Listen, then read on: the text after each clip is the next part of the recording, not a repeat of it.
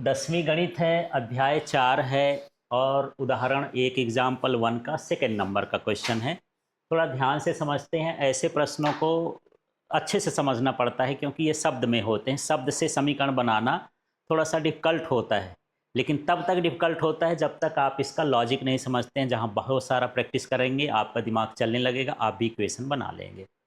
यहाँ पर देखिए, एक कुटीर उद्योग एक दिन में कुछ खिलौने निर्मित करता है ना।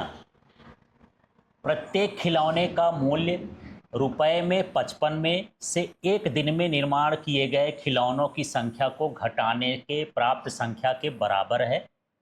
किसी एक दिन कुल निर्माण लागत रुपए 750 थी।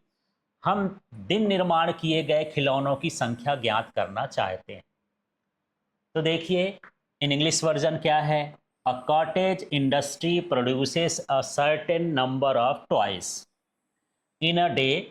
The cost of production of each toy in rupees was found to be 55 minus the number of toys produced in the day. On a particular day, the total cost of production was rupees 750. We would like to find out the number of toys produced on that day. Question कुछ समझ में आया?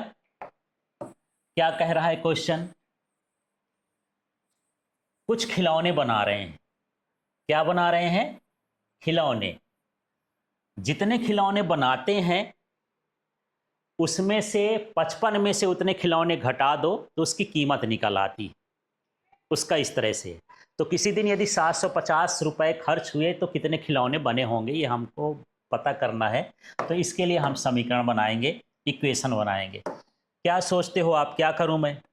क्या मानूं मैं? जो मुझे ज्ञात करना है, क्या ज्ञात करना है? खिलौनों की संख्या। तो यहां पर मान लेते हैं, माना खिलौनों की संख्या x है। यहां पर नंबर ऑफ टॉयज कितने हो गए? x हो गए। क्लियर हो गया? तो यहां पर खिलौने की कीमत की बात करते हैं। तो एक खिलौने की कीमत। अब प्रश्न को थोड़ा बड़े ध्यान से आपको पढ़ना है। यह कहता है कि 55 में से एक दिन निर्माण किए गए खिलौनों की संख्या के घटाने पर उसकी कीमत बराबर होती।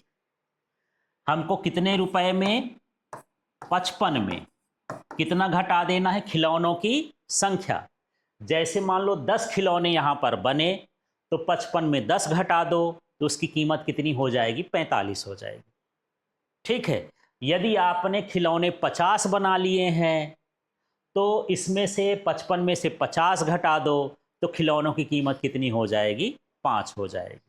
ठीक है, इस तरह से। लेकिन यहां पर मैं कितने बना रहा हूं? x। तो खिलौनों की कीमत क्या हो जाएगी? 55 माइनस x रुपीज में जितना भी आएगा। ठीक है। अब मुझे कुल कीमत चाहिए। कितने की है? एक खिलौनों की। और खिलौनों की संख्या कितनी है? x है। तो मुझे क्या करना चाहिए कुल के लिए? मैं ऐसे पूछूं कि एक पेन की कीमत जो है 5 रुपए है, तो 10 की कितनी होगी? मल्टीप्लाई कर दियो, 50 आ गया है। तुरंत आपको समझ में आ गया, संख्या दिया कि इनका गुणा करना है। ऐसे ही एक की कीमत इतनी है, इतने खिलौने हैं, तो इनका हम क्या कर दें? गुणा कर दें, मल्टीप्लाई कर दें। तो क्या आना चाहिए? उसका मल्टीप्लाई, उनका लागत आ जानी चाहिए। कितनी होनी चाहिए? 750। तो यहां पर लिखेंगे, प्रश्नानुसार लिख सकते हैं, है ना, अकॉर्डिंग टू क्वेश्चन। यहां पर हो जाएगा 55 माइनस एक्स और इनटू में क्या कर दूं? एक्स चाहे इधर लिख दो चाहे इधर लिख दो, कोई फर्क नहीं पड़ता। इन दोनों को यदि हम गुणा कर देंगे तो ये कितनी कीमत का हो जाता है? 750। पूरे खिलौनों की कीमत आ गई। एक खिलौने की कीमत ये है, इतने सारे खिलौने हैं, इनका गुणा कर देंगे तो पूरे खिलौनों की कीमत आ जाएगी। और पूरे खिलौनों की कीमत कितनी दी है? 750। अब इसमें हम क्या करेंगे? अंदर गुणा कर दें तो कितना हो जाएगा? ये 55x माइनस कितना हो जाएगा? इसका गुणा इससे भी हो जाएगा, ये हो जाएगा एक्स स्क्वायर इक्वल टू कितना हो गया? 750। ये हो जाएगा 55x माइनस एक्स स्क्वायर। इसका पक्षांतर कर लेंगे, ट्रांसपोज कर लेते हैं, तो 750 उधर क्या बचेगा? बराबर 0।